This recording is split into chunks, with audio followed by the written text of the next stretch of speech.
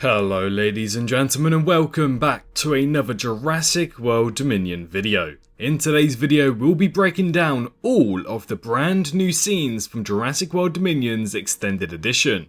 A similar video like this was supposed to have released on my channel quite a while ago, regarding the full theatrical version of the movie. Unfortunately that's been delayed, but I promise I am working on it. So to see what the potential reception could be like, today we're breaking down only the scenes that were added into the Extended Edition and find as many hidden details and Easter eggs as possible for this longer version of the movie. It adds around 14 extra minutes of new footage, and that includes 5 minutes of that being the prologue short film. During the writing of this script, I actually don't know how many Easter eggs, references or hidden details I will find, but I am hoping that this will be a longer video and will be fun and entertaining for you all. So, if it is, be sure to grab some snacks or drinks and enjoy this video. But without any further ado, here is my entire breakdown of Jurassic World Dominion's Extended Edition. The movie opens up with a different take than to what we saw in the theatrical version of the movie. Originally, a Mosasaurus was supposed to jump out of the water and destroy a large vessel, but instead, we have the Jurassic World short film, the prologue, at the start of this movie now. This is quite interesting as the new version of the movie opens up with a sunrise in the Cretaceous period, and then the entire movie wraps up at the end with a sunset in the modern world. Since we didn't see the Mosasaurus jump out of the water at the beginning of the movie, the news report at the start has actually been changed ever so slightly. In the original version, we saw a helicopter near the overturned sea vessel, but this time around, we are just met with the Compsognathus scene from the short film of Battle at Big Rock. This was changed as we didn't see the Mosasaurus destroy the sea vessel yet, and thus wouldn't hold too much sense. After this, the movie pretty much moves in the same way that the original movie did. Some scenes are switched around, but it's not until the 14th minute where we see our first major change and addition. Instead of just seeing Rain Delacourte's face as Owen walks off with the Parasaurolophus, we now get a new extended 2-minute version of this scene, in which Owen and his company square off with Rain Delacourte and his men. Rain proceeds to attempt to lie about his place of work within the Department of Fish and Wildlife, suggesting that he stole or killed someone for this badge for this specific reason. The badge also mentions how he stole this from a special agent within the Force too. We get multiple close-up shots of Rain, which seems to also show a tattoo on the right-hand side of his face that depicts what I assume to be a snake of some kind. Unfortunately, we don't get a very good look at it throughout this movie. The exchange of the Parasaur is then made, but we unfortunately do not learn about the fate of this dinosaur. Owen's friend says that he hasn't seen Owen walk away from a fight before, with Owen saying he has obligations. That scene then cuts to Maisie chopping wood, which implies that his obligations are now her, as we saw at the end of Fallen Kingdom, and away from the bad people within the world. This then flowed nicely into what felt like an Owen and Maisie connection, where they were much more connected, as it shows that he's very well aware that he can't be putting himself in danger and leave Maisie without a dad. This Maisie reintroduction is different than to the one we saw in the final cut of the movie. This one has more scenes that included Blue. We learn that Blue is following her this whole time, which might actually be how she found out where Owen lived. However, this short snippet of Blue was actually taken and put onto Dino Tracker website as the only sighting for velociraptors within the world.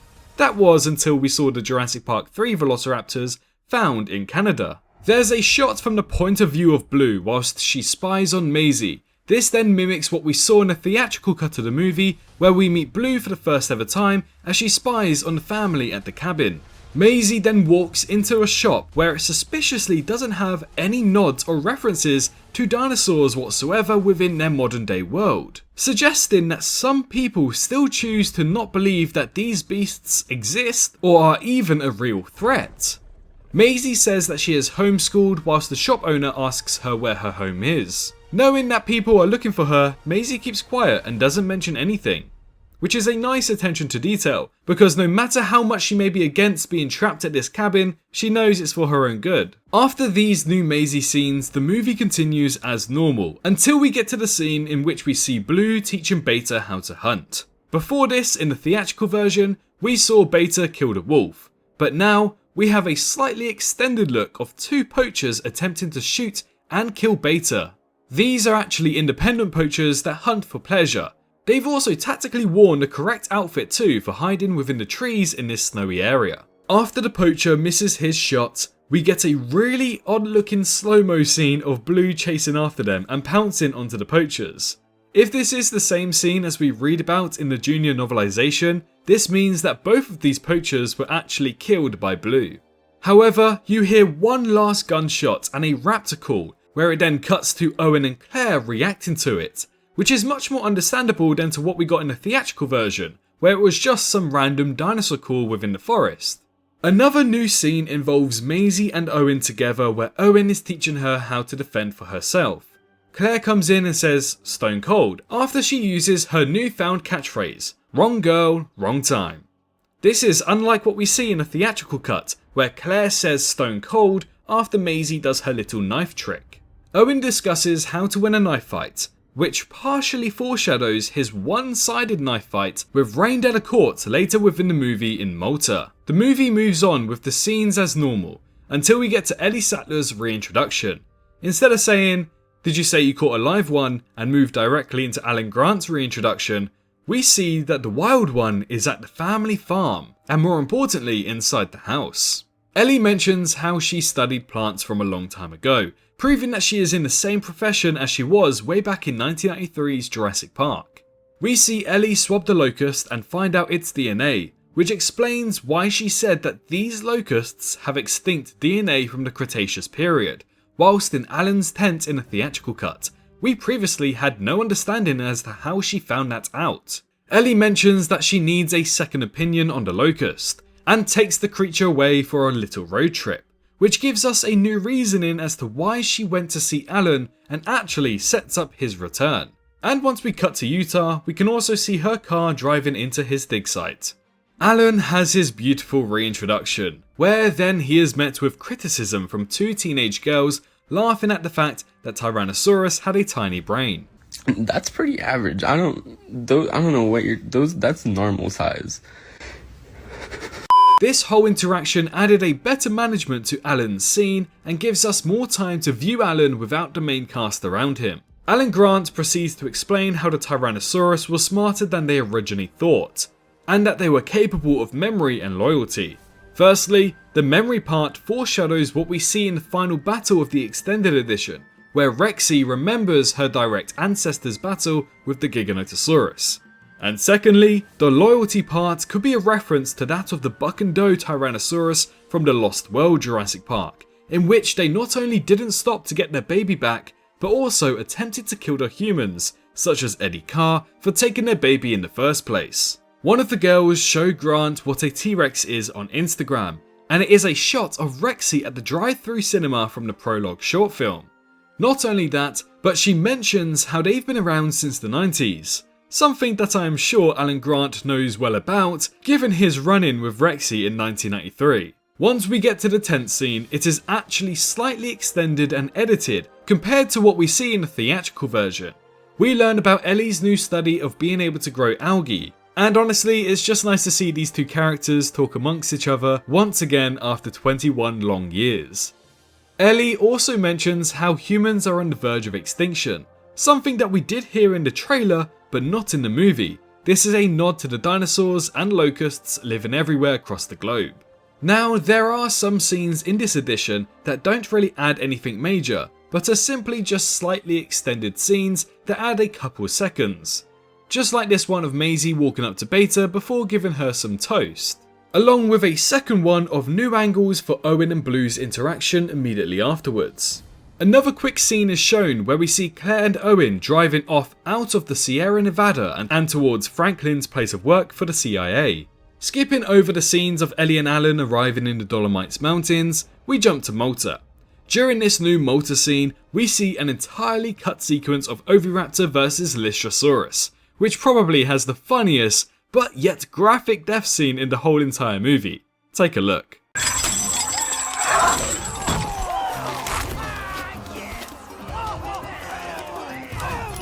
Leonard the Lystrosaurus completely decapitates the Oviraptor after being put into the fight ring. How awesome is that? Whilst chaos unfolds within the black market, the Allosaurus ends up getting an extra kill that was unfortunately cut from the theatrical version of the movie, by biting down on someone and throwing him across the room, where he then hits a Carnotaurus and gets stepped on, dying instantly. Throughout the rooftop chase scene, there are a few new scenes with the Atrociraptor, one of which shows Claire running through some washing that has been hung up to dry. This actually adds a little bit more intensity to it because you can see the Atrociraptors very close behind her as well. The Maltese chase pursues with the Atrociraptors and all remains the same until Owen gets aboard that aircraft. This involves our next major scene that was added to this edition of the movie, where we have a new interaction with Owen and Claire that shows their love for one another. I can understandably see why this was cut, as the dialogue and the sequence wasn't exactly the best, but just a nice way to see that their love and compassion for each other hasn't changed ever since that ending in Fallen Kingdom. Now, the crazy thing that happens is that between the motor escape scene and the Amber Cave Mine scene, there are no differences in what appears. It's practically the same movie. The sequences are exactly the same. Our next major change is when Maisie, Alan and Ellie arrive in the Amber Cave Mines, and they attempt to make Maisie feel safe by venturing into the dark tunnels to find a way out. Up next, we have the most amount of new additional screen time added to the movie, a scene in which we saw both Ramsey and Dodson interact with each other a lot more. This confirms how Dodson was able to delete the research files for Hexapod allies, and begins to show Dodson's true sinister plans. We also learn of its original purpose of why Hexapod allies was created by Ramsey Cole. Hexapod allies. What? Oh, okay. What do people know? The locusts were designed to spread genetic modifications to crops. Protection against droughts, frost, disease. A breakthrough. Goddamn right it was. Yeah, only it didn't work. He made sure they couldn't eat bison seeds, so they started eating everything else. Which I did not see coming. Soon after, we hear Dodson confirm that Ramsey is 28 years old, which is a new detail that we didn't know prior to the release of the extended edition. After this interaction, not much pursues as extra scenes. We see a few snippets of new scenes within the Amber Mines attack scene, a very slightly extended Giganotosaurus interaction, with some extra Kayla scenes as well. After these scenes, a short one, but an also really important one, is where we see Dodson putting the hard drive that contained the information about the locusts into his suitcase. This proves that he had plans to take the information somewhere else, and heck, this could even be a new plot point, and could be very similar to a Barbasol can for future movies or series, with potentially people coming back and trying to find this hard drive as it was technically left behind. And finally, our last important detail and Easter egg from this edition of the movie is when Rexy gets knocked to the ground during her fight with the Giganotosaurus. All seems lost, but then her ancestral DNA kicks in, reminding her of the battle that took place during the prologue short film. There is a sudden flash that looks very similar to the environment in which we saw the prologue Rex standing in, and not only that, but we can see the feathers on this Rex, indicating their connection even more. And that's it, 43 total details, references and Easter eggs from this extended edition alone. Now, my script for the whole movie breakdown currently has around 90 Easter eggs, but I am sure I can probably find many more, so do stay tuned for that. And if this video gets a good reception, that whole breakdown video, which will definitely be a lot longer, will definitely be showing on this YouTube channel. So if you did enjoy today's video, be sure to let me know in the comments and say how much you want a full movie breakdown. And to be honest, there was much more than I expected to see in this extended edition, and I am very proud to have found around 43 awesome details. If you feel as if I missed any or any scenes throughout this extended edition, be sure to let me know in the comments below, and also let me know what is your favourite Easter egg from this video. Unfortunately, that's all we've got time for in today's video, as on the 19th of August, I'm recording this on the 16th, I'll be flying to Copenhagen for a short weekend break to take some time off from work. I like to think that I kind of deserve it after all of this Camp Cretaceous and Jurassic World Dominion release, but the content will resume, so don't you worry. If you did enjoy today's video, be sure to press that like button and also subscribe, as this is the best place to be for Jurassic related content on YouTube. But most importantly, all I ask for from you guys today is to make sure that you're all staying safe out there, and I'll see you all in the next one. Bye bye. Hello, hi, you, did you enjoy the video? Just a little reminder to press that like button and also subscribe. I just want to thank my Patreons for this month on screen right here, as giving me that little extra support really does go a long way. But anyways, I hope you guys have an amazing rest of your day.